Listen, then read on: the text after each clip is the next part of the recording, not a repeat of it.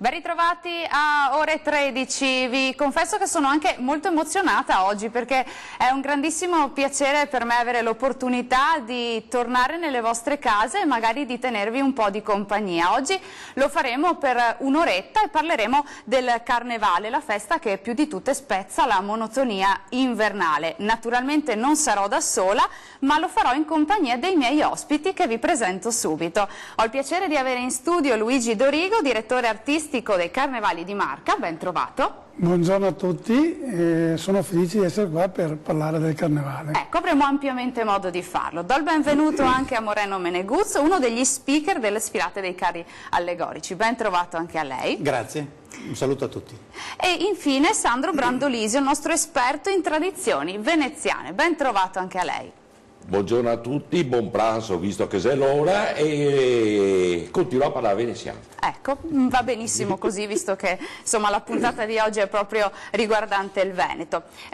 Ricordo ai nostri telespettatori da casa che possono intervenire chiamandoci, facendo magari qualche domanda ai nostri ospiti in studio. Il numero lo vedete in sovraimpressione ed è lo 0422 16 26 798.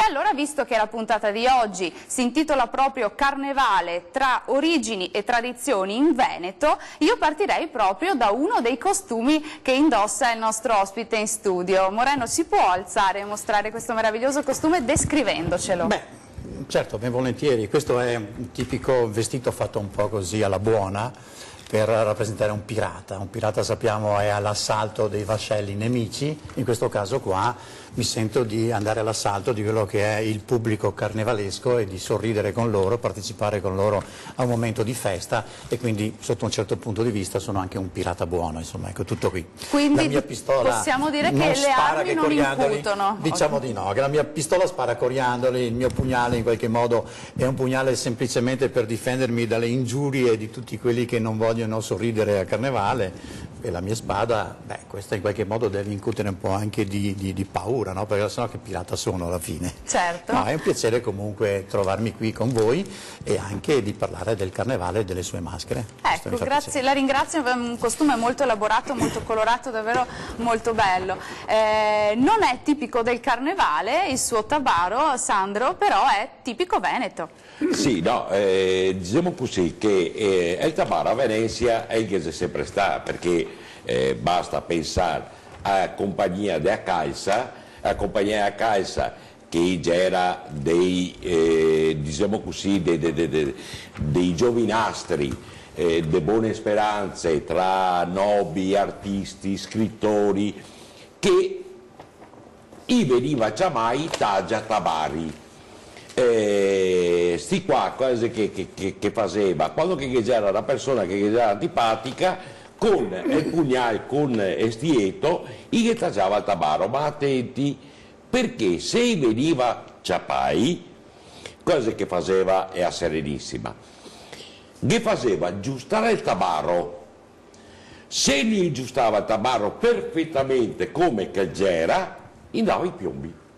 Quindi sta compagnia della Caixa, dopo vi racconto anche, è assai legata al Carnevale perché morta una, nasce un altro, e ha la sua importanza nel tabaro dei veneziani. Certo. Noi non siamo vestiti in maschera, siamo un po' fuori tema, però cercheremo di adattarci appunto al tema della puntata di oggi.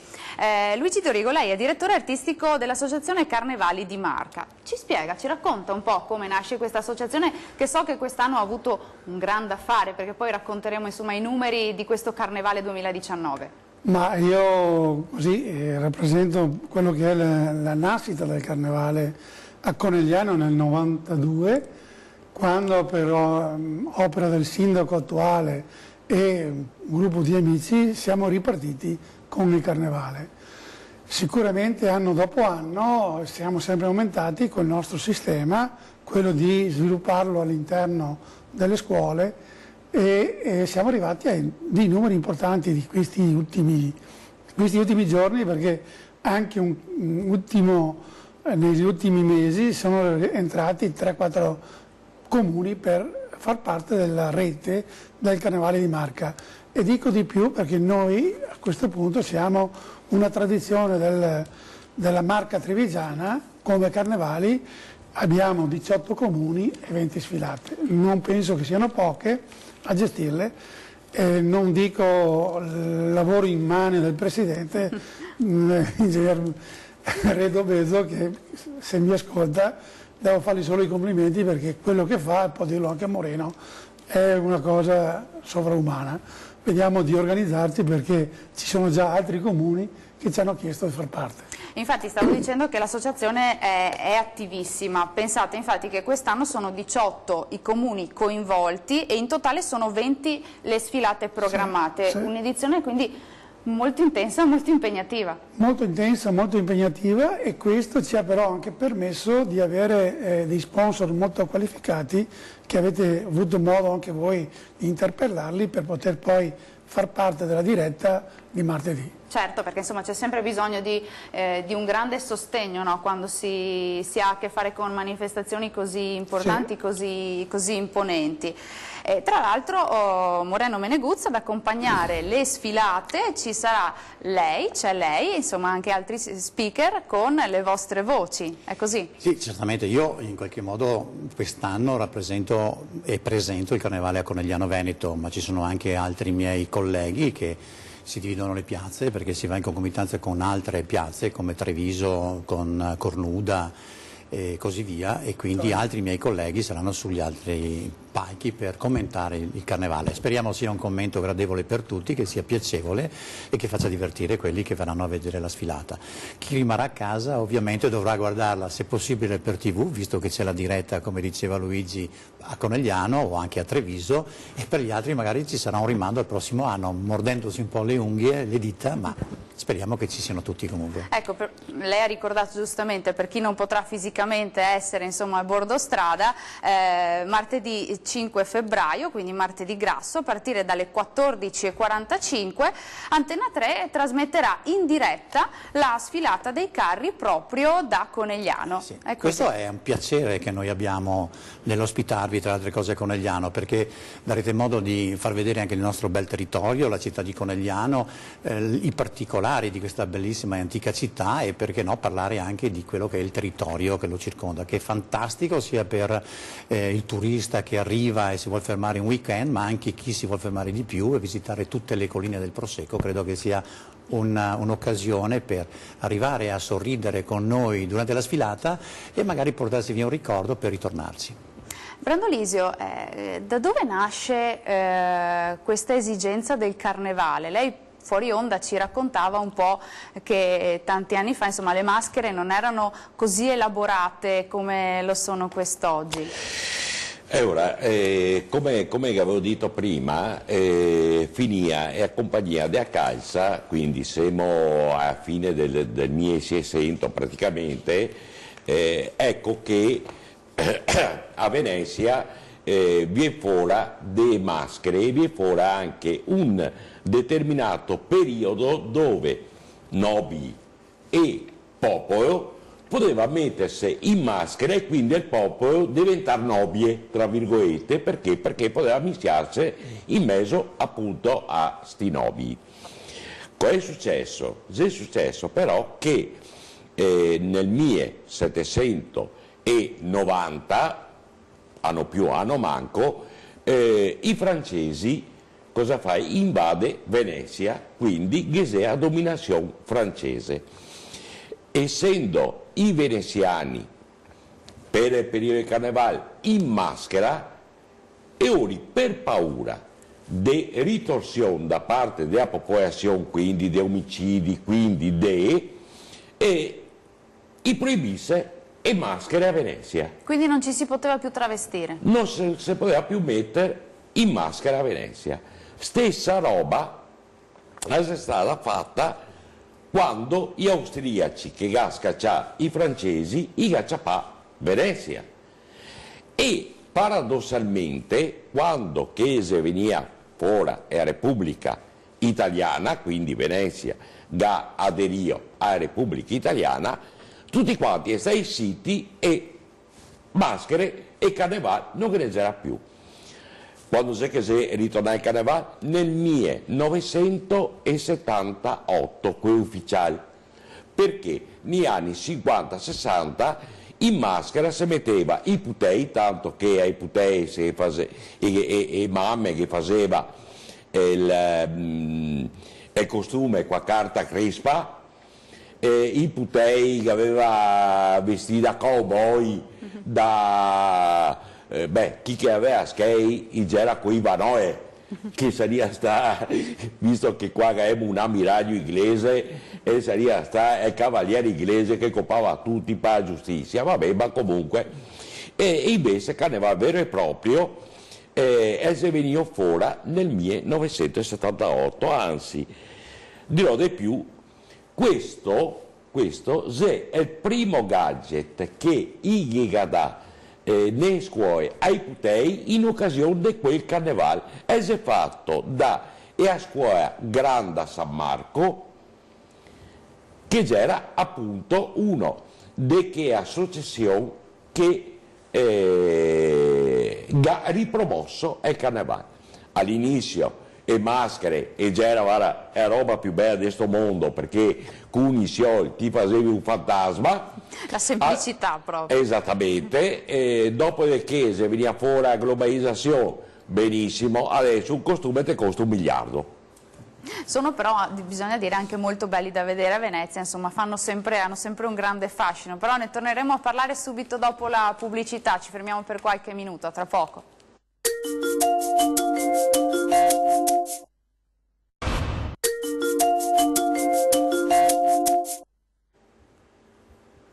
Ben ritrovati in studio, ancora in diretta in compagnia di Ore 13, ancora per parlare del Carnevale, della sua origine, dalle tradizioni, soprattutto nel nostro territorio, nel Veneto.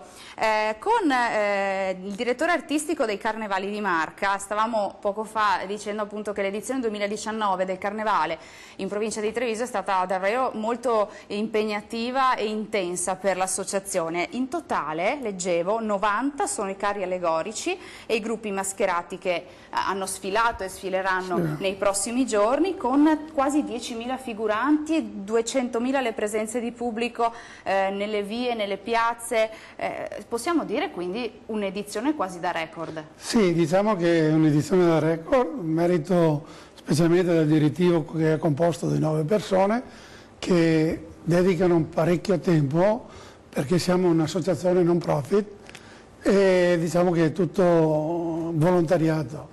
Sicuramente i numeri che ci sono quest'anno sono immensi, perché dovete pensare che per fare un carro mascherato si inizia a settembre, pertanto sono 4-5 mesi di preparazione del carro.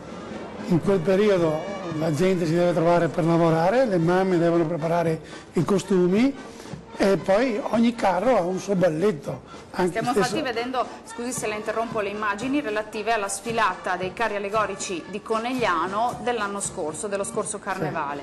Sì. Ecco, qui noi poi abbiamo i nostri sponsor che vedete, però tornando al lavoro immane del Comitato Carnevale di Marca con i suoi collaboratori, in più il lavoro dei gruppi, perché dovete pensare che ogni carro mascherato va dagli 80 ai 150 figuranti, pertanto poi si deve pensare anche che per comandare queste persone che entrano a far parte del carnevale sono già persone predisposte allo scherzo, pertanto comandare a 1.000, 2.000, 3.000 persone, uno finita la sfilata è proprio esaurito. Finito. Senta, Meneguzza, insomma è sicuramente affascinante vedere che cosa ci si inventa, cosa si inventano i figuranti, coloro che appunto allestiscono i carri per allietare il pubblico e naturalmente i bambini, che insomma sono quelli che si divertono forse di più a Carnevale. Diciamo che quasi sempre sul Carnevale si fa un po' anche di satira politica, quindi alcuni carri sono a tema proprio sui nostri politici, ma ritorna, io vedo molto spesso, il racconto anche delle favole di una volta, il Cappuccetto Rosso, Pinocchio, la Bella Addormentata, e anche, perché no, dei cartoni animati recenti che la televisione manda in onda, quindi si va a prendere quei temi, li si sviluppa col carro e poi li si portano in piazza. Ed è bello perché, come diceva Luigi prima, quando ci sono 100 figuranti davanti al carro, vestiti quasi tutti nello stesso modo, bambini, adulti e ragazze di 17 anni eccetera, tutti quanti coinvolti in questo movimento di ballo con questo carro sullo sfondo è un colpo d'occhio fantastico, è bello. Poterlo commentare dal palco nel caso di Conegliano, come dicevo prima, è anche un piacere sentire che la gente partecipa, che applaude, che perché no, si muove anche con le musiche che vengono trasmesse dai carri, perché vanno un po' a imitare anche il balletto che vedono passare davanti a loro, ed è quindi una grande festa, soprattutto per i bambini, perché i bambini vedere un carro alto 5-6 metri, lungo 10-12 metri, credo che per un ragazzino alto 60-70 centimetri vedere questa maestosità credo che sia una cosa che gli rimarrà in memoria per un bel po', insomma, in maniera piacevole ovviamente. Quanti carri più o meno ci sono per ogni sfilata? Se facciamo una media non sono mai meno di 10, in alcune sfilate ce ne sono 14, in alcuni 9, Treviso per esempio ce ne sono 20 addirittura, quindi è una sfilata molto lunga e viaggia all'interno della città, quindi di conseguenza ha bisogno di essere vista in contemporanea dai quartieri che va a toccare la sfilata a Treviso, quindi ci vogliono più carri. A Treviso mi sembra che ne arrivino addirittura 20 e anche molto ma molto maestosi, molto grandi. Si presta perché Treviso ovviamente è una città importante e dobbiamo noi come Carnevale di Marca fare anche una figura bella, insomma, su una città così. Anche negli altri paesi, nelle altre città noi portiamo dei carri, comunque sono stati selezionati, sono stati visionati prima delle sfilate proprio per portare dei carri che in qualche modo devono stupire anche il pubblico. E come si diceva poco fa, insomma, per costruire un carro, insomma, è una questione laboriosa. È un grande lavoro perché è un lavoro di cartapesta per quelli che fanno le figure che si vedono, ma anche di fabbri, perché devono costruire strutture interne che sono normalmente di ferro e devono sostenere quello che poi vediamo. Se all'interno ci sono anche dei meccanismi che fanno muovere il personaggio, beh, allora ci vuole anche un po' di maestria proprio nel mettere gli ingranaggi che permettono un movimento che sia divertente. Alle volte sono anche computerizzati, quindi si incomincia già ad avere delle figure tecniche. Ecco che il carro diventa ogni anno sempre più complesso, più complicato e ha bisogno di persone che siano preparate per farlo. Poi ci sono ovviamente le scolaresche, i bambini delle scuole delle elementari, e noi ne abbiamo parecchi in queste sfilate qua, che rappresentano le maschere del loro paese, il divertimento della loro scuola, quindi una cosa un po' meno costruita ma sicuramente molto divertente perché è fatta dai bambini, quindi è piacevolissima da vedere. Brandolisio, senta, dicevamo che un po' la satira politica è quella che va per la maggiore, no, nei carri, ma da dove nasce questa tradizione di costruire questi carri allegorici che poi sfilano per le vie del paese? Ma ti vedi, a Venezia non c'era sto tipo di tradizione, c'era più né a terraferma. Probabilmente perché dovevi in qualche maniera anche a gente farsi sentire. Ecco, parlando di Venezia, dove c'era satira politica veneziana? Satira politica veneziana e c'era quei bigliettini che attaccava il popolo veneziano in 3 parti a città, ossia in Campo dei Mori su diciamo sia statua del Rioba, che sarebbe quello col naso che ha portato via poco tempo fa, a San Marco sulla colonna del Todaro partera Ghesè il venditore de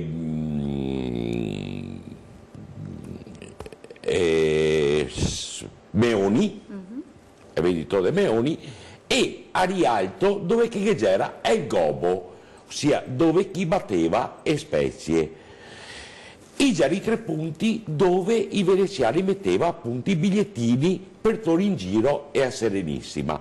Però ritornando al discorso di prima, se negli anni 50-60 il carnevale era solo per i putei e i nobili nel palazzo, per quanto riguarda i grandi, cosa che c'era? Che c'erano i dolci tipici veneziani, quindi fritoe, gaani e castagnoe, dove è zioba grasso, che si dice tutte boccheica, appunto perché Ghegera è a consuetudine di fare e fritto sti gani e ste castagnole, ma attenti che fritto non se mai sta il dolce del carnevale, perché Ghegera è il dolce delle grandi occasioni a Venezia. Quindi non solo legato al carnevale? No, anticamente e se guardiamo, perché dobbiamo capire anche un attimo che la storia di Venezia ti vedi guardando anche i quadri, e i quadri sono quelli che è la fotografia di quell'epoca, e ti vedi che i venditori del fritto che si attaccai anche sui stecchi per la città, e questi qua diciamo così, ogni festa che c'era importante a Venezia che c'era questi, chiamiamoli tra virgolette, frittoini appunto. Abbiamo imparato una cosa che io personalmente non sapevo. Abbiamo una telefonata da casa, sentiamo che cosa ci vogliono dire. Pronto, buongiorno, chi c'è in linea? Sono Mario da Castello di Godego. Buongiorno Mario, prego. Buongiorno e buona giornata a tutti e lei a tutti i presenti, insomma. Volevo dirle che ha sbagliato a dire che ha detto che la ripetizione del carnevale sarà il 5 febbraio, forse non si è accorta. Il 5 marzo, sì. Il 5 marzo sarà il giorno del sarà il 5 marzo, no il 5 febbraio. Ci voleva dire questo? Molto attento. No, volevo anche dire che mi piace vedere questa trasmissione, che fanno bene a tenere alta questa tradizione, insomma. Certo, intanto noi la ringraziamo, insomma, per questo appunto, vuol dire che ci ha seguito con precisione, no? Sì, appunto, e augurargli un buon carnevale a tutti, insomma, dai. Grazie, e buona giornata. Grazie di cuore anche a lei. Stavamo dicendo appunto dei dolci tipici, quelli insomma sono per tutti, per i piccoli, per i grandi, piacciono a tutti quanti, no? Beh sì, ma ti vedi, è fatto... E ora, adesso si parla tanto di, diciamo così, vicinato, di controllo appunto del vicinato, di queste ricette che resta, ecco, a Venezia ti vedi, non ti assavi nessuno da solo. Nel senso che bastava che non ti vedessi per un giorno e a Ninetta che abitava da parte di A che subito andava a battere la porta, ma ti è viva, ti è morta.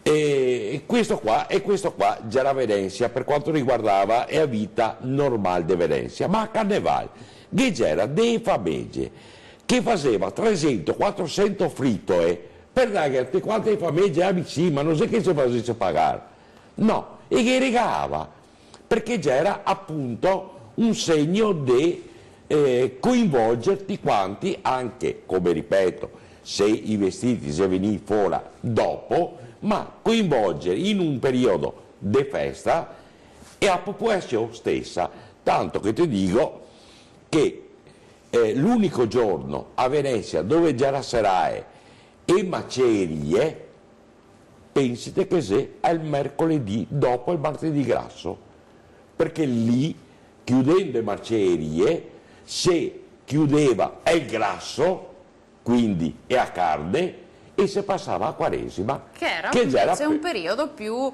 di, diciamo così, di digiuno, di astinenza, insomma. Esattamente. Abbiamo imparato anche questa cosa. Noi ci fermiamo per un'altra breve pausa di pubblicità, rimanete con noi, a tra poco.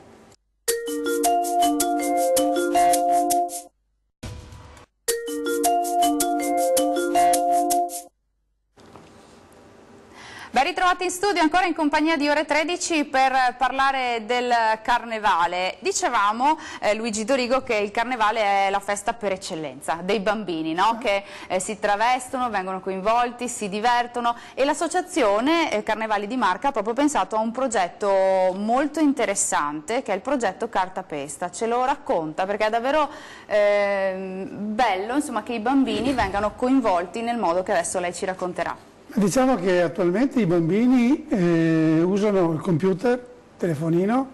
Io ho 4 nipoti e 2 coppie di gemelli, però se mi prendono il telefono me lo distruggono e poi devo andarlo a metterlo a posto dal tecnico. Invece c'è una manualità che è stata persa nelle scuole, che già noi, nella nostra età, parliamo di 60 anni fa, si insegnava anche nelle scuole. Adesso è proprio sparito il discorso della cartapesta, che è un lavoro che facevano i romani, non è una cosa che si inventa Carnevale di Marca. Lo facevano 2000 anni fa perché mettevano assieme i pezzettini di carta per fare delle cose. Allora io l'anno scorso ho fatto un esperimento assieme a un maestro di cartapesta nella scuola Manzoni di Vittorio Veneto. Abbiamo fatto lavorare per 2 settimane 120 bambini, si sono fatti le maschere e poi sono andati in sfilata a Vittorio Veneto con 20 euro di colla da parati, giornali, tribuna e gazzetta, perché ci vuole 2 colori, perché se no quando fai lo strato di carta non vedi che c'è, devi mettere un altro colore perché devono essere 5 strati di carta, e si sono fatti la maschera. Imparano la manualità perché si mettono davanti allo specchio e si fanno il viso, gli occhi, la bocca, e dico molto semplicemente una cosa, che molte maestre, ma tantissima gente non sa quelle che sono le proporzioni di un viso, perché un bambino, tu insegni a un bambino a disegnare la propria faccia, però devi dargli dove mettere il naso, dove mettere la bocca, Ecco, noi insegniamo queste cose, partiamo da zero, per insegnare questa prima parte, per poi arrivare tra qualche anno. Adesso lo insegniamo a qualche scuola, però facciamo dei corsi per i maestri, che è una cosa semplicissima, non è che sia una cosa, l'ha fatto anche Moreno, adesso passo la parola a Moreno che è lui un po' più tecnico su queste cose. Insomma, vengono coinvolti gli studenti, i bambini, però anche gli insegnanti in qualche modo. Sì. Adesso lo facciamo intervenire, sentiamo prima da casa che cosa ci vogliono raccontare. Pronto, buongiorno, chi c'è in linea?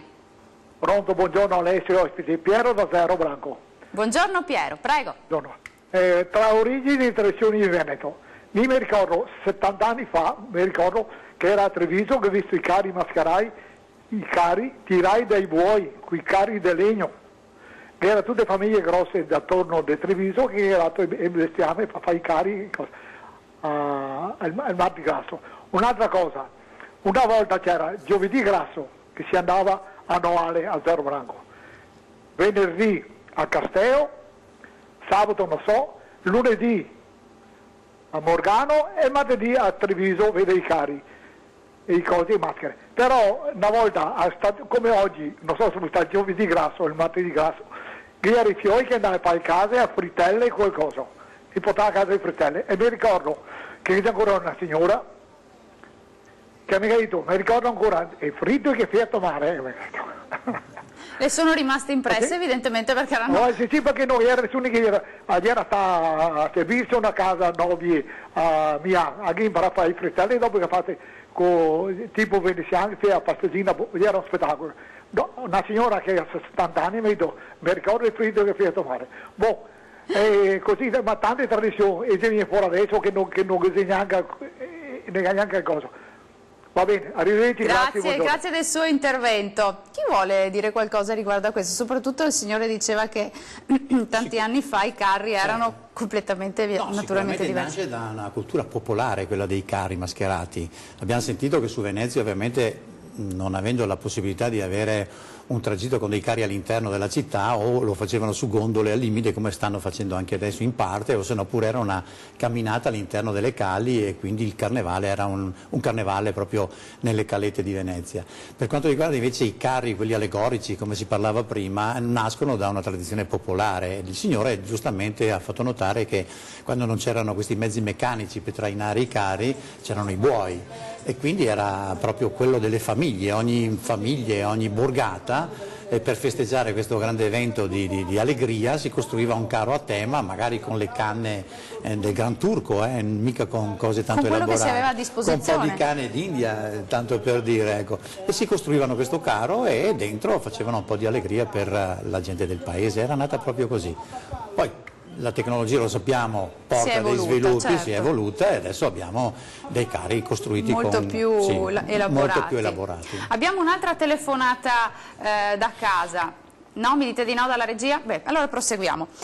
Tornando al progetto Cartapesta, è una cosa, come dicevo, molto importante, molto bella, perché così i ragazzi possono riscoprire la manualità e magari scoprire anche qualche aneddoto che lei poco fa ci raccontava fuori onda sull'origine del coriandolo. Questo, insomma, questa cosa che insomma, viene lanciata dai carri, insomma, da dove nasce? Beh, se noi vogliamo partire soltanto per il discorso di cartapesta, no? Mi rivolgo anche al pubblico che ci sta seguendo. Chi di voi non ha avuto un figlio o un nipote che ha scarabocchiato il muro di casa o che pure ha scarabocchiato il libro che la mamma o la nonna non voleva fosse toccato? Perché? Perché questi bambini hanno bisogno comunque di esprimersi anche con la scrittura ma anche con i disegni eccetera. Quindi poterli portare fin dall'asilo a manipolare la colla, la carta, creare qualche cosa che poi vedono realizzato e anche adoperarlo in una sfilata, credo che sia un'emozione grandissima anche per questi bambini.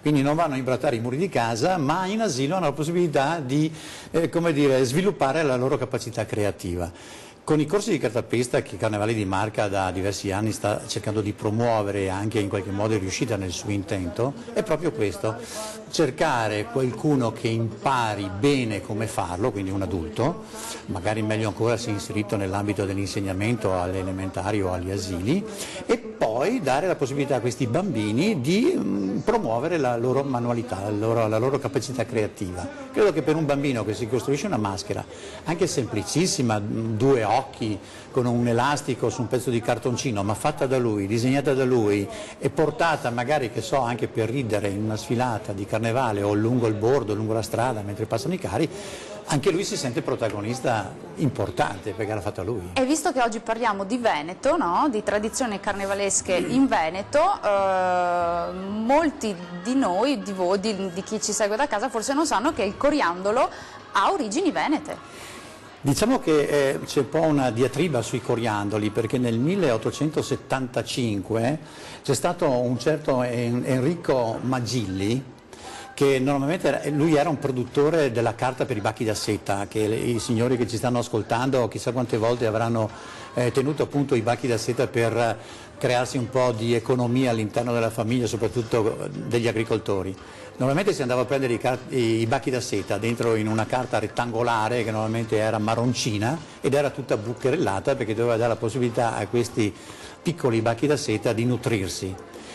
Questo signore faceva gli stampi su questa carta e tutti i tondini che a un certo punto si trovavano per terra, gli è venuto l'idea di lanciarli a Carnevale come festeggiamento, però era un coriandolo monocromatico, erano tutti marron poi alla fine. C'è stato invece nel 1876, un anno dopo, Enrico Fendel, che è di Trieste, c'è la tradizione da Trieste di lanciare dal balcone dei confetti, alle volte fatti anche di gesso, era così un modo divertente, perché una volta addirittura si lanciavano le monetine riscaldate, un po' come quelle che si sono viste anche nei film per televisione ultimamente con Alberto Sordi.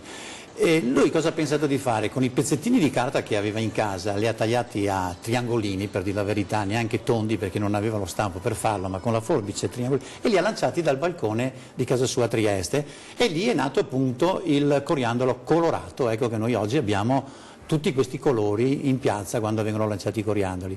Voglio soltanto dire una cosa, perché in qualche modo è vicina a noi di Vittorio Veneto, di Conegliano. Fendel poi è venuto a vivere a Vittorio Veneto ed era anche un signore che aveva una certa disponibilità, tant'è vero che alla sua morte ha lasciato in donazione un'area proprio al centro di Vittorio Veneto, quindi un'area molto importante che tutt'oggi porta il suo nome, è l'area Fendel di Vittorio Veneto, dove si fa ancora ricreazione, dove ci sono i bambini che vanno a giocare, dove ci sono i momenti di discussione per le famiglie del paese, dove si trovano anche quelli che hanno determinate necessità. Insomma, è un'area destinata ancora una volta alla comunità, grazie proprio a questo inventore dei coriandoli, permettetemi, colorati. Senta Brandolisio, Poco fa parlavamo dei bambini, no? Che con il progetto Cartapesta tornano un po' a riprendere la manualità e quindi a crearsi da soli le proprie maschere che poi indosseranno a Carnevale. A Venezia si era sviluppata l'arte dei mascareri, questi artigiani che costruivano queste maschere veramente straordinarie. L'arte di fare maschere a Venezia resiste ancora oggi? Ci sono ancora degli artigiani che la portano avanti? Sì, pochi a Venezia questi artigiani che portano avanti sta tradizione appunto di far maschere che anche qua, come ripeto, costa e la gente preferisce torse cineserie che non costa niente, però mica niente. Una volta le maschere e c'era anche in cuoio, non solo in cartapesta, ricordiamoci che c'era anche delle maschere fatte di purame, come che diciamo noi altri veneziani. Ecco, stando diciamo così sul tema della maschera, per esempio è a Bauta e c'era a maschera che è sempre anche nel periodo della Serenissima e andava in vigore perché qua a Bauta non occorreva che ti alzassi neanche quando che ti mangiavi, perché avendo scanso qua sul labbro ti puoi bere e anche mangiare questa Bauta. E Moretta, per esempio, che è quest'altra maschera tipica dei nobili veneziane. Ma perché tipica dei nobili veneziane? Perché mentre Popoin portava la mascheretta come siamo abituati a vederla, no? E che fa anche i putei nei scuole, la mascheretta a occhio, questa Moretta e converseva fin al mento. Però cosa che aveva? Non aveva elastici e a tenisse. E ste nobili veneziane praticamente, qua metto un francesismo, caga alto, no, e parlava e faceva solo. Ma perché?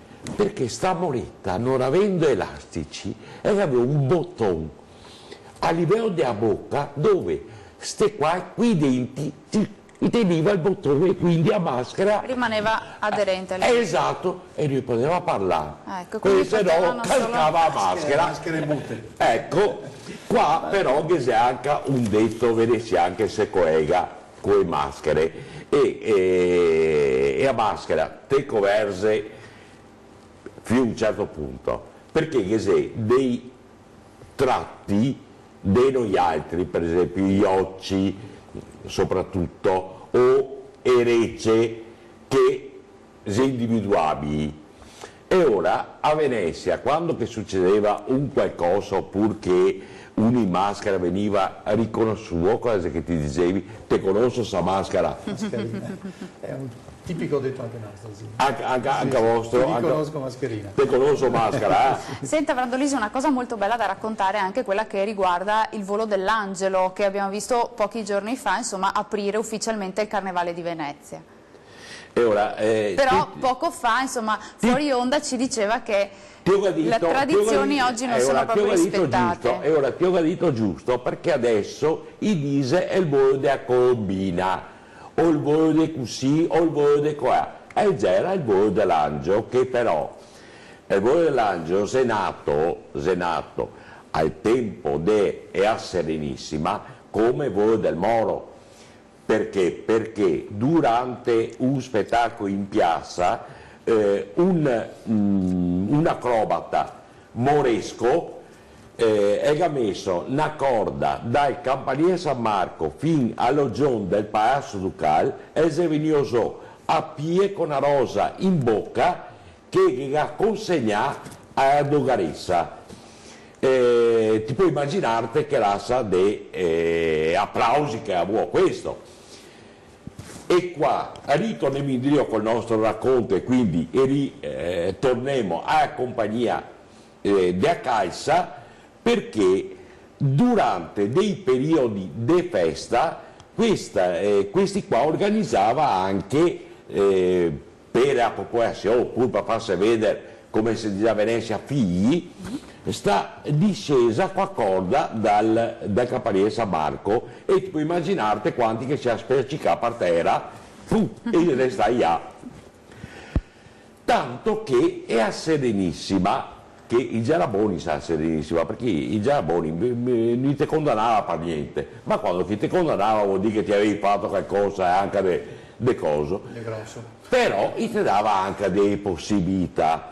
E ora i condannai a morte nei periodi di festa gli domandava: ascolta, ti vuoi provare a camminare da corda al passo ducale? Se ti gherivi te viene condonato bene, se non ti gherivi tanto tagliare la testa, dovevo tagliare la testa, spiacci che a partera è la stessa roba. Andava comunque bene agli altri, diciamo così. Esattamente. Due piccioni con una fava. Esatto, perché praticamente facevano spettacolo e anche giustizia nello stesso tempo. Esatto, insomma era tutto molto più veloce rispetto ad adesso. Ci fermiamo per l'ultima breve pausa di pubblicità, rimanete con noi, a tra poco.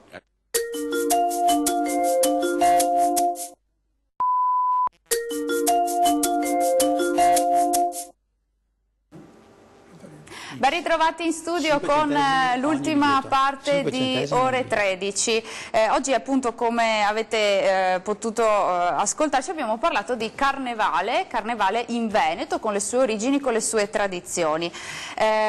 Luigi Dorigo, l'associazione Carnevali di Marca, oltre al progetto Cartapesta, che abbiamo detto essere molto utile, ha pensato a qualcosa di altrettanto utile e davvero nobile, con la lotteria di beneficenza dei Carnevali di Marca. Cioè una quota di ogni biglietto che viene venduto sarà devoluta al comune di Rocca Pietore, che era stato colpito molto pesantemente dall'alluvione di fine ottobre. È così? Sì, noi tutti gli anni dedichiamo il 5 per 1000, 5 per 1000, 5 centesimi per quanto riguarda la beneficenza. Gli altri anni sceglievamo 3 associazioni e veniva diviso in queste 3 associazioni. Quest'anno abbiamo deciso di farlo per Rocca Pietore, che purtroppo io ho amici, sono stato su, ci sono stati disastro così, non è poco quello che è successo, e abbiamo deciso di aiutare loro, e oltretutto loro a Vittorio e a Conegliano sono presenti con dei mercatini per poter aiutare quello che è il loro sviluppo, e saranno presenti. Noi daremo questa beneficenza quest'anno tutto a Rocca Pietore. Ecco, anche perché leggevo che in alcune sfilate dei Carnevali di Marca troverete dei mercatini, sono i mercatini di Sottogudda, che insomma hanno proprio lo scopo di raccogliere, eccolo qui, ha proprio, come dicevamo, lo scopo di raccogliere dei fondi che insomma hanno naturalmente questo obiettivo molto nobile. Morano Meneguz, il Carnevale, come abbiamo detto, attira sempre numerosissime presenze, soprattutto insomma quello di Venezia, insomma sappiamo che è il più conosciuto del nostro territorio, e proprio per questo avete pensato a una sorta di progetto del turismo che dà la possibilità a chi viene nel nostro territorio di passare qualche giorno a vedere le bellezze del nostro territorio, no? Sì, in effetti è stato sviluppato per la prima volta quest'anno questo turismo del Carnevale. Abbiamo pensato di invitare la gente anche fuori dall'Italia, quindi stiamo parlando anche di Austria piuttosto che Germania, Francia e così via. Abbiamo mandato molto mail in giro attraverso delle associazioni e dei nostri collaboratori per portare del turismo di Carnevale. Gli diamo la possibilità di passare 4 giorni nel periodo proprio di queste sfilate ultime, cioè quella di domenica e quella di martedì grasso. Con noi andremo a visitare delle location, dei luoghi molto particolari nel territorio, faremo conoscere le colline del Prosecco, che ormai lo sappiamo è un prodotto che viene commercializzato in tutto il mondo, nella zona di OCG, soprattutto nella zona Valdobbiadene e Conegliano, e diamo la possibilità di passare delle giornate a visitare le nostre colline, a visitare i nostri monumenti storici e quindi di divertirsi con il Carnevale poi in definitiva. Spero che anche quelli del territorio, non soltanto il turista straniero, aderisca a questa nostra iniziativa, ma magari anche quelli che abitano vicino al nostro territorio. C'è una guida che li porterà in giro, gli farà conoscere tutto, li farà vivere. Faremo anche una giornata intera per questi percorsi e ci sarà l'appuntamento con una cantina dove andremo a assaggiare anche questo fatidico prosecco di OCG con la degustazione. Ci sarà anche un omaggio di 2 bottiglie per il turista. Quindi Carnevale non solo spettacolo in piazza, ma carnevale anche per divulgare il nostro territorio, per far conoscere anche le nostre bellezze.